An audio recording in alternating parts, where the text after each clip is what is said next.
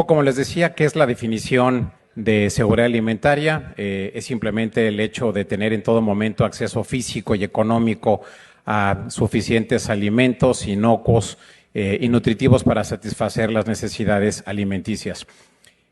México tiene seguridad alimentaria. Cuando hablamos en el tema, por ejemplo, de lo que es la parte de productos hortofrutícolas, no solamente tiene seguridad, sino también tiene soberanía. En este caso, por ejemplo, lo que vemos aquí es la producción de frutas y hortalizas de nuestro país. En el periodo 2016-2020 tuvimos del orden de 35,000 toneladas. Mientras que lo que es el consumo está apenas de 27. En ese sentido, pues nuestra seguridad y nuestra soberanía está más que completa. ¿Qué pasa con otros sectores? Por ejemplo, lo que es la parte, si la vuelven a poner, la parte de lo que es el sector pecuario. Por ejemplo, el sector pecuario tiene una seguridad y autosuficiencia del orden del 83. Esto es algo bastante común en los diferentes países del mundo. Y en materia de granos es donde probablemente tenemos mayores áreas de oportunidad, en donde claramente pues estamos todavía lejos de poder cubrir. Las importaciones siguen siendo todavía un tema importante. Quisiera yo referirme a algunos temas de la parte de situación económica mundial, porque la parte económica ha tenido consecuencias importantes en materia de afectación de seguridad alimentaria en general. Primero, el tema de inflación. Probablemente hayan escuchado hablar del tema de inflación, que es una gran preocupación que está teniendo México y está teniendo el mundo. ¿Por qué?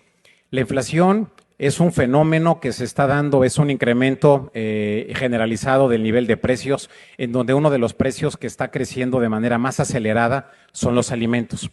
La inflación en Estados Unidos, en Europa, en México no es la excepción, está teniendo niveles que no habíamos visto en más de 22 años.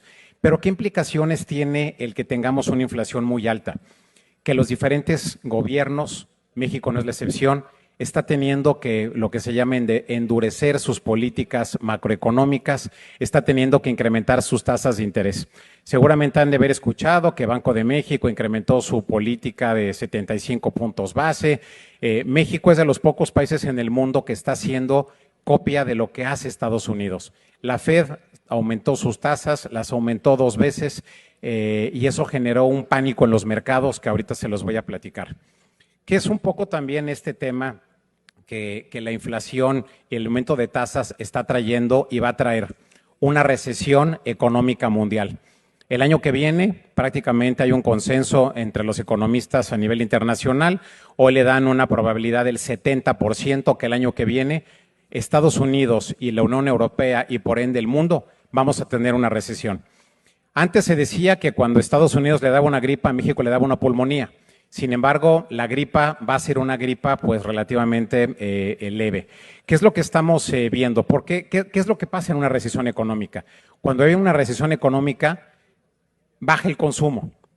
Y al momento de que baje el consumo, ¿qué es lo que vamos a ver en México? Vamos a ver menos comercio, van a disminuir las remesas, va a disminuir el precio del petróleo y por ende van a disminuir los ingresos del precio del petróleo. ¿Qué es lo que estamos viendo en ese sentido? También que la próxima recesión se empieza a hablar que va a ser una recesión que va a estar muy leve, va a ser una recesión rápida que no va a ser poco profunda, va a ser poco profunda. Se habla incluso de si esta recesión es una tecnicalidad financiera o si efectivamente se va a dar. Hay argumentos a favor y argumentos en contra. Argumentos a favor hacen ver que sí se va a dar, argumentos que están atenuando este comportamiento. ¿Esto qué está haciendo también? Está haciendo el incremento de tasas, está haciendo que haya cambios y devaluaciones de los tipos de cambio en el mundo.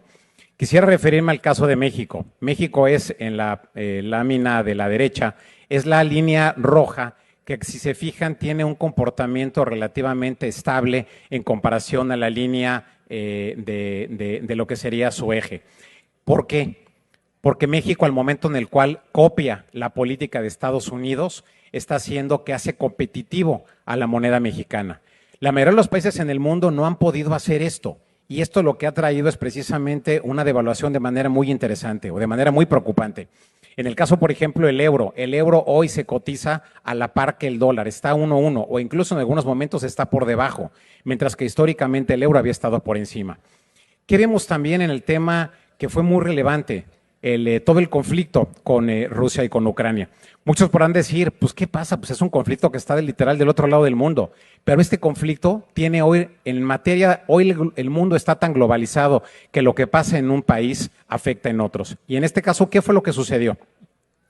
Rusia y Ucrania son de los principales productores, como ahí ven, de trigo, de cebada y de maíz, simplemente por poner en algunos casos. Simplemente de trigo. Ambos países producen casi el 30% de la producción del mundo. ¿Qué sucedió? En el momento en el cual ahorita lo vamos a ver, los precios estuvieron incrementándose de manera muy importante. Muchos países, en este caso por lo menos 23 países de los que tenemos conocimiento, la mayoría fueron países de África y de Asia, empezaron a ver que dado que no tenían grano suficiente, empezaron a poner medidas proteccionistas e impedir que se exportara el grano local hacia otros destinos. Es decir, lo que estaban viendo era la problemática de que sus países iban a estar sin abastecer a su propia población. También el tema del clima y el tema de cambio climático se vuelve fundamental.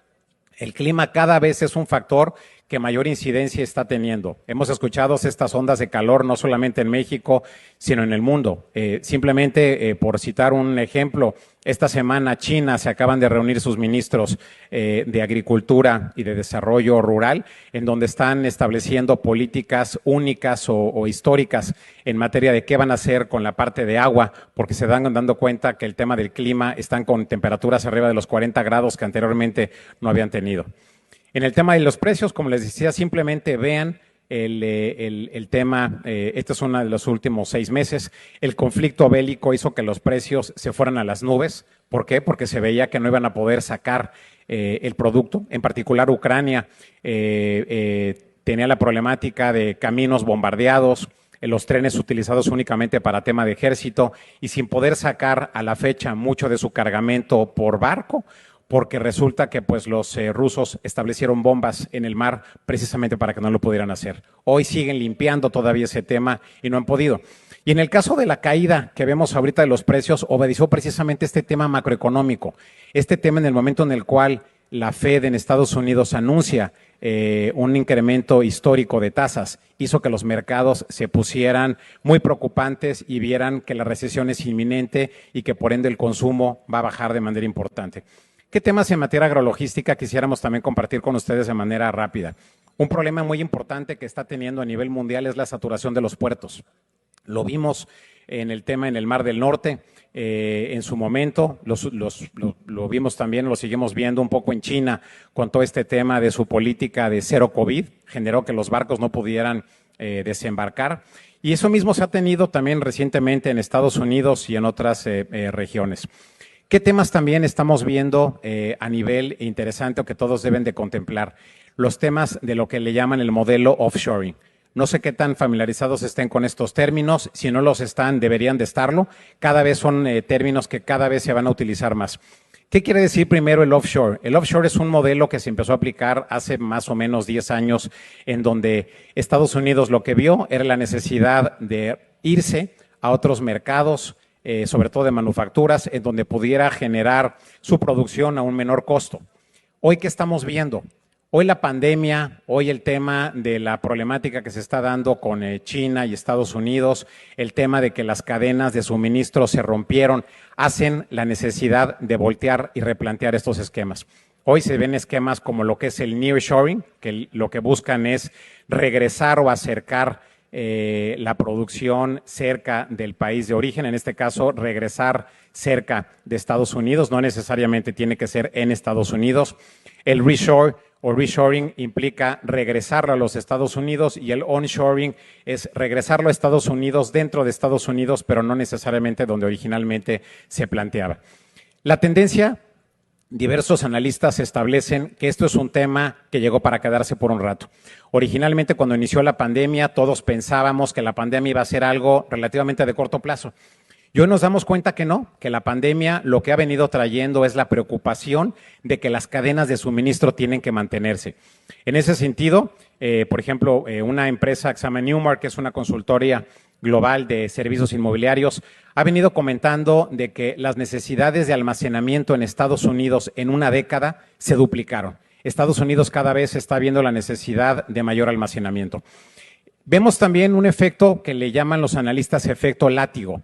¿Por qué? En donde lo que se dio es que ha habido cambio en el comportamiento, en la demanda de los consumidores.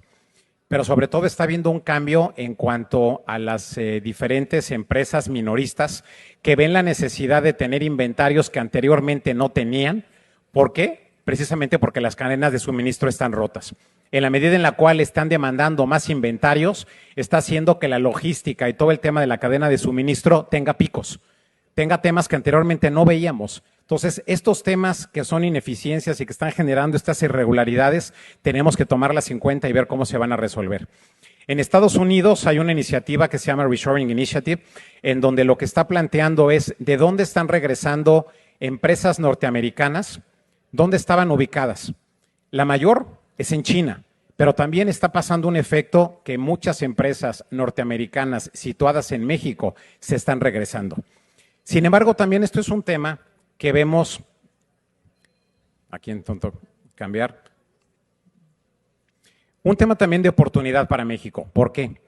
Porque si bien el tema de los altos costos que tuvo en su momento de distancia, el costo de los energéticos, el costo del petróleo, todo este tema de necesidad de regresar a la producción, el tema del dólar en materia de esta recesión que se viene está haciendo que el dólar se fortalezca. Hoy el dólar es la moneda fuerte del mundo. Pero la moneda fuerte, ¿qué es lo que implica también? Que Estados Unidos el costo de su mano de obra le va a salir más caro. En ese sentido, ¿qué es lo que se prevé? Que este fenómeno va a durar por lo menos una década. México tiene que ponerse las pilas.